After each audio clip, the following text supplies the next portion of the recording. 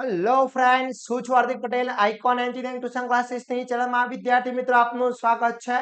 Diploma semester 2 all બ્રાન્ચની અંદર જે સબ્જેક્ટ આવે છે, ચૂઝ કરવાના સબ્જેક્ટ આવતા હોય છે. દરેક કોલેજ વાઇઝ સબ્જેક્ટ અલગ અલગ થયેલો હોય છે ચૂઝ. તો એ જે ચોઇસ કરવામાં આવેલો હોય છે સબ્જેક્ટ, એમાં આઈપીડીસી અને સીપીડી સૌથી વધારે જે સબ્જેક્ટ છે થતો હોય છે. તમારો જે આઈપીડીસી હોય યા સીપીડી હોય એની જીટીયુ ની એક્ઝામ પેપર પેટર્ન કેવી રહેવાની છે. ઘણા બધા વિદ્યાર્થીનો મેસેજ આવ્યા છે કે સર હાલનું જે પેપર છે એમાં મને શું તૈયારી કરવાની, કઈ રીતના પાસ થઈ જવું, કંઈક આઈએમપી આપો, સુપર 40 આપો. જે પ્રમાણે તમે મેથેમેટિક્સમાં એન્વાયરમેન્ટમાં સુપર 40 આપ્યું હતું અને આખું પેપર એમાંથી આવ્યું હતું, ઘણા બધાના મેસેજ તો એવા બી છે કે સર પેપર તમે બનાવ્યું હતું. ના મિત્રો, મેં નથી બનાવ્યું પેપર.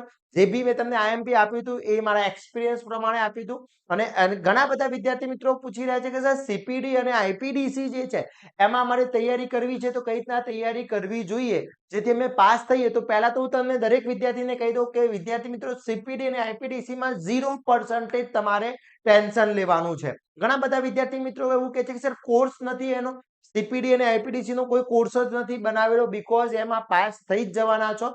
પેપર પેટર્ન દરેક વખત બદલાતી, નો ડાઉટ એમસીક્યુ જ હોય છે પણ એમાં બધું બદલાતું રહેતું હોય છે. બાકી પેપર ઈઝી હોય છે.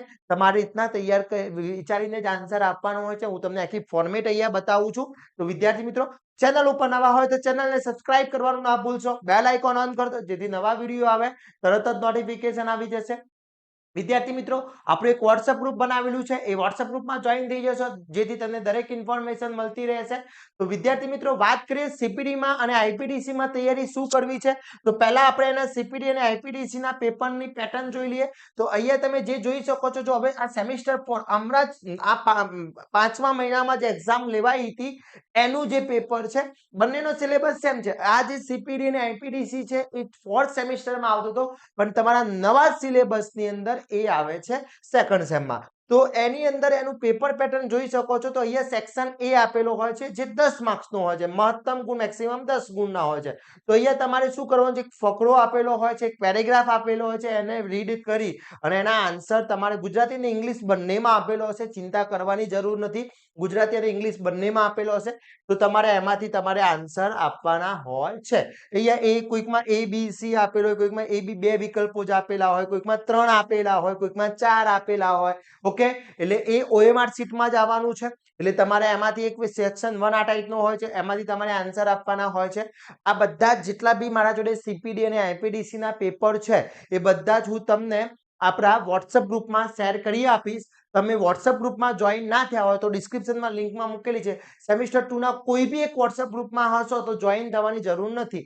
જો જોઈન ના હોય તો ફટાફટ જોઈન થઈ જજો. Okay, clear. હવે એના પછી સેક્શન બી ની અંદર છે, તો એની અંદર તમારે 10 ક્વેશ્ચન છે. બધા જ 2 વિકલ્પો છે, ફક્ત એક જ વિકલ્પ પસંદ કરવાનો છે. તેમને લાગે કે તમારી વિચારસરણીથી સૌથી નજીકનો છે એ તમારે આન્સરમાં આન્સર આપવાનો છે. મેક્સિમમ 2 ગુણ હોય છે. એટલે આની અંદર શું હોય છે કે રોંગ તો હશે જ નહીં. તમે સારો પરફેક્ટલી આન્સર આપો છો તો 2 માર્ક્સ રહેશે અથવા 4 માર્ક્સ રહેશે. હવે અહીંયા જો 10 પ્રશ્નો છે એટલે 2 માર્ક્સ રહેવાના છે, મેક્સિમમ 2 માર્ક્સ.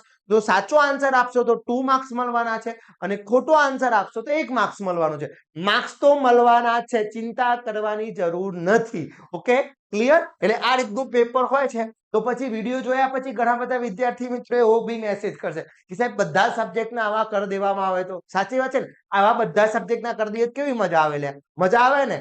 ના મજા આવે ભાઈ, એન્જિનિયર બનવાનું છે આપણે. Okay, clear. તો આ રીતનું હોય છે તમારું આખું પેપર પેટર્ન જોઈ શકો છો. અહીંયા તમારે આખી એની અંદર વાંચવાનું જ છે ને એના આધારે તમને એવું લાગે કે આ બંનેમાંથી આન્સર સાચો છે કે એવું કીધું કે આપણે યોગ્ય યોગદાન આપવાની શક્તિ વિશેના જુદા જુદા વિધાન આપણે. તો સાચું વિધાન કયું છે કે જો આપણે કોઈ ભૂમિકા યોગદાન આપી શકીએ તો ફક્ત આપણી કારકિર્દી અને કાર્ય ભૂમિકામાં જ નહીં, તો જ્યાં સુધી આપણી પાસે નોકરી ન હોય ત્યાં સુધી યોગદાન આપી શકાતું નથી. આ બંનેમાંથી કયું સાચું છે? સૌથી વધારે હોય તો એ છે, એ વધારે સાચું છે. તો એ રીતના તમારે આન્સર આપવાના હોય છે. Okay, clear. 10 હોય છે એટલે 10 ના સાચો આન્સર આપશો તો 2 માર્ક્સ મળશે, ખોટો આપશો તો એક આન્સર તો મળવાનું ફાઇનલ જ છે વિદ્યાર્થી મિત્રો. ક્લિયર. ઓકે, એના પછી નેક્સ્ટ જોઈએ અહીંયા મેક્સિમમ 10 ગુણ છે.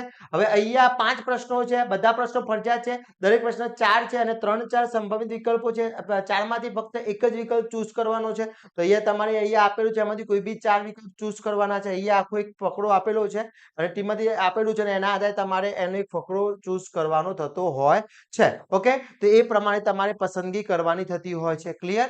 એના પછી નેક્સ્ટ જોઈએ વિદ્યાર્થી મિત્રો. તો નેક્સ્ટ ની અંદર વાત કરવામાં આવે તો સેક્શન ડી હોય છે, એમાં 30 ગુણનો હોય છે, એમાં 10 જ ક્વેશ્ચન હોય છે, જે દરેક ક્વેશ્ચન 3 ગુણનો હોય છે.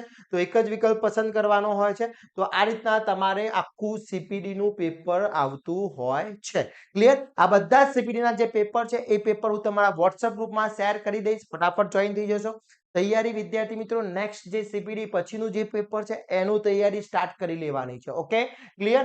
હવે વાત કરીએ આઈપીડીસી નું પેપર જે છે. આઈપીડીસી નું પેપર બી તમે ચેક કરી શકો છો. ઓકે, તો આઈપીડીસી નું પેપર છે એમાં બી એ રીતનું જ છે કે તમારે અહીંયા કોઈ બી એક આપેલો છે એમાંથી એની ચૂઝ કરવાનું છે. 10 અહીંયા સાચું ખોટું જ હોય છે દરેક વસ્તુ. Okay, clear? મોસ્ટલી એની અંદર આ રીતના જ આપેલા છે, સાચા ખોટા છે શું છે, મોસ્ટલી એ રીતના હોય છે. સેકન્ડ ની અંદર તમારે એમાં આઈપીડીસી 30 એમાં હોય છે, કોઈ બી એક એની ચૂઝ કરવાનો હોય છે. એમાં બી સેમ સિસ્ટમ જ હોય છે, ચિંતા કરવાની નથી.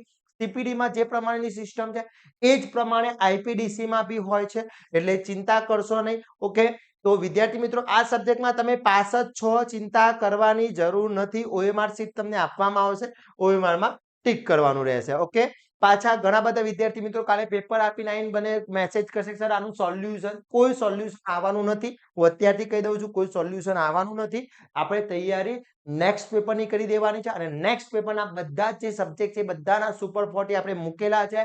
એના આન્સર, એના વિડીયોઝ, દરેક વસ્તુ આપણા કોર્સની અંદર ઇન્ક્લુડ છે. તો એની તૈયારી સ્ટાર્ટ કરી લેશો વિદ્યાર્થી મિત્રો, જેથી સારા માર્ક્સ મેળવી શકો. આની ક્રેડિટ બી બહુ ઓછી છે, એટલે આના એસપીઆઈ માં કોઈ ફરક નહીં પડે. તો ફટાફટ વિદ્યાર્થી મિત્રો તૈયારી સ્ટાર્ટ કરી લેશો. આવા જ નવા વિડીયો સાથે નવા દિવસે મળીશું. ત્યાં સુધી વિદ્યાર્થી મિત્રો આપણે નેક્સ્ટ સબ્જેક્ટની તૈયારી કરવાની છે.